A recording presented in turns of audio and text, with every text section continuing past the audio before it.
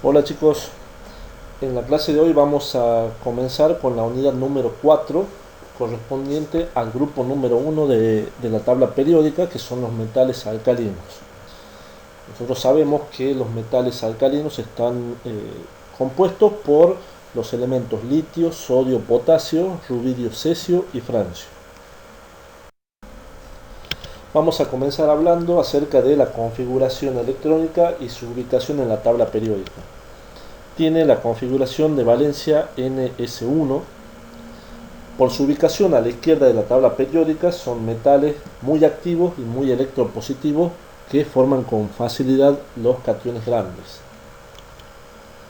Son metales blandos y conductores de la corriente eléctrica, y los compuestos de sodio y potasio son los más conocidos desde hace mucho tiempo y son elementos esenciales para la vida animal con importante rol biológico. El litio tiene interés industrial y el rubidio y el cesio tienen interés académico. Vamos a empezar hablando también acerca del estado natural de los distintos elementos de este grupo. Generalmente se los encuentra en forma de haluros en los grandes depósitos denominados salinas. Los haluros, ustedes saben que son las sales que contienen a los elementos del grupo número 7, que son los halógenos. Por ejemplo, el sodio se lo encuentra en el mineral del cloruro de sodio, que es más conocido como halita. Lo conocen al mineral, que son cristales en forma de cubos y transparentes. La silvita es el mineral del potasio, que es el cloruro de potasio. La carnalita, que tiene un aspecto un poco más oscuro a diferencia de la silvita. El feldespato, que también es un mineral que contiene el potasio. El espodumeno, que es el mineral que contiene al litio. Y como sabemos, el sodio, que se encuentra en agua de mar y que corresponde a un 3% del total. Estos son los distintos minerales que corresponden al grupo número 1.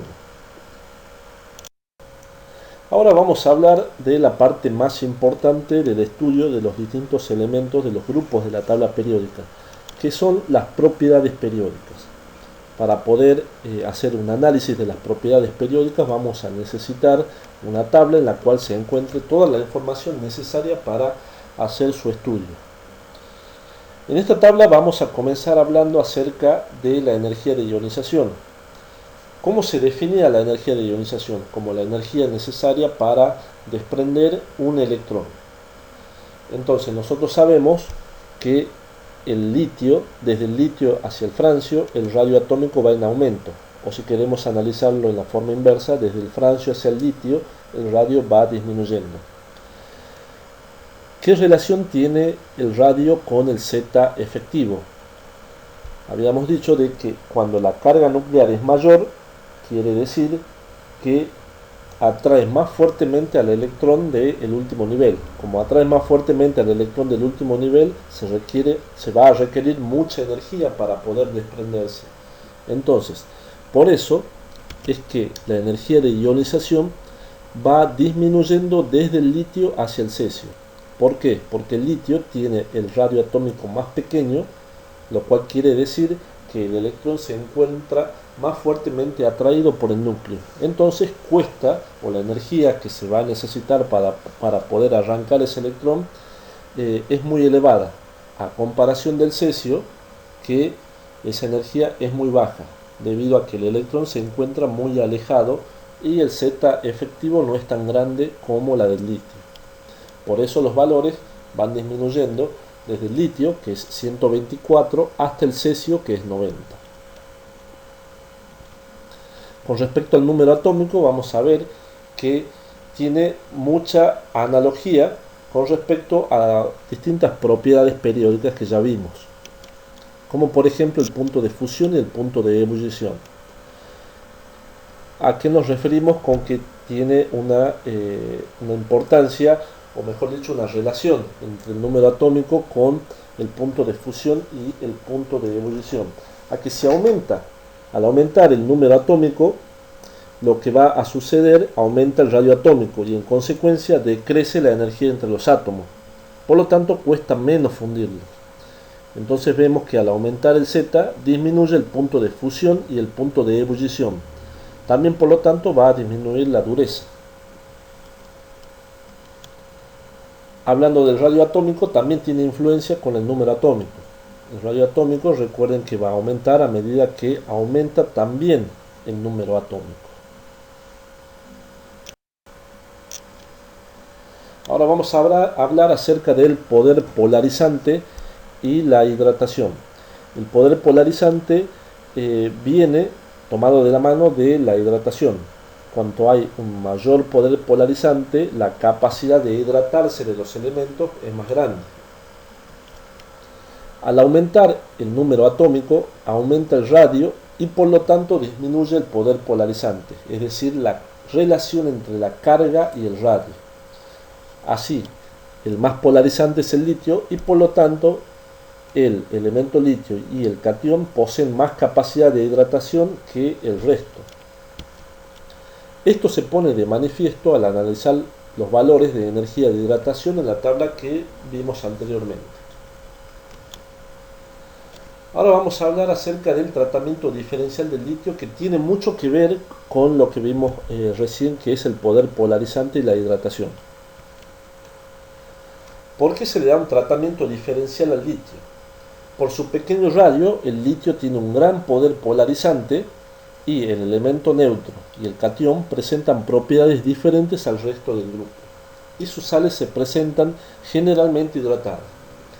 Seguramente en estos dos primeros renglones que vimos con respecto al tratamiento diferencial del litio, esto va asociado o les recuerda a una de las propiedades que vimos en la unidad anterior, que es el principio de singularidad, donde el primer elemento del segundo periodo se diferenciaba de todos los demás elementos y tenía un comportamiento diferencial.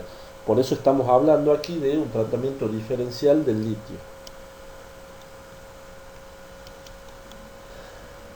Por su similitud de radio, presenta analogía diagonal con el magnesio.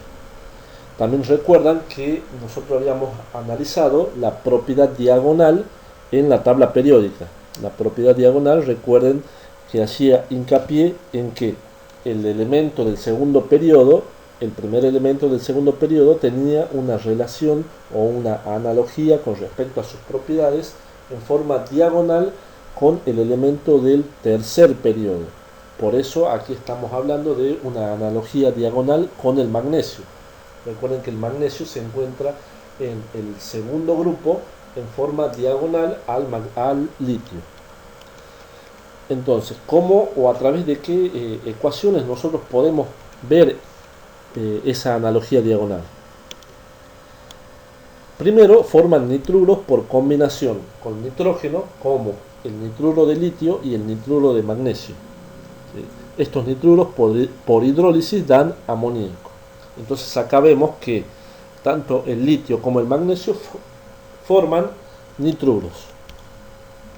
Aquí tenemos la ecuación o la reacción donde el nitruro de litio con agua me produce la base o el hidróxido más el amoníaco.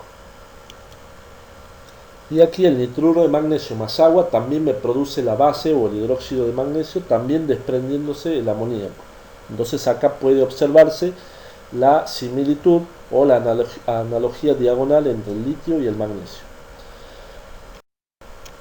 Otra forma de analizar justamente la analogía diagonal es la formación de carburos o de acetiluros con el carbono. El carburo de litio, el carburo de magnesio, y estos carburos dan acetileno por hidrólisis. Entonces tenemos el carburo de litio que con agua me va a dar el acetileno. Lo mismo va a suceder con el carburo de magnesio. Los carbonatos y los nitratos se descomponen con facilidad térmicamente. Entonces tenemos el carbonato de litio que se descompone en óxido de litio y en dióxido de carbono. Y el carbonato de magnesio también se va a descomponer desprendiendo el óxido, en este caso de magnesio, y el dióxido de carbono también. Esto se explica por la relación de los radios de litio y del ion oxígeno. Como el ion litio es muy chico en comparación del carbonato, que es muy grande, no hay una relación de radios adecuadas para ningún hueco, y entonces pasa a óxido de litio, donde el oxígeno es más chico y la relación litio sobre oxígeno es adecuada para huecos tetraédricos, que es la estructura antifluorita. También presenta similitud en la solubilidad de sus sales. ¿Esto qué quiere decir? Tenemos los saluros de litio y los saluros de magnesio, por analogía diagonal, son solubles. Y los fluoruros, los carbonatos y los fosfatos, tanto del litio y del magnesio, son sales insolubles. Entonces, en estos ejemplos que acabamos de ver, nosotros podemos analizar o podemos ver cuál es la relación o la analogía diagonal entre el litio y el magnesio, que corresponde al elemento del otro grupo en forma diagonal. Bueno chicos, hasta acá vamos a llegar con esta clase. En la próxima clase vamos a terminar con este grupo. Hasta luego chicos.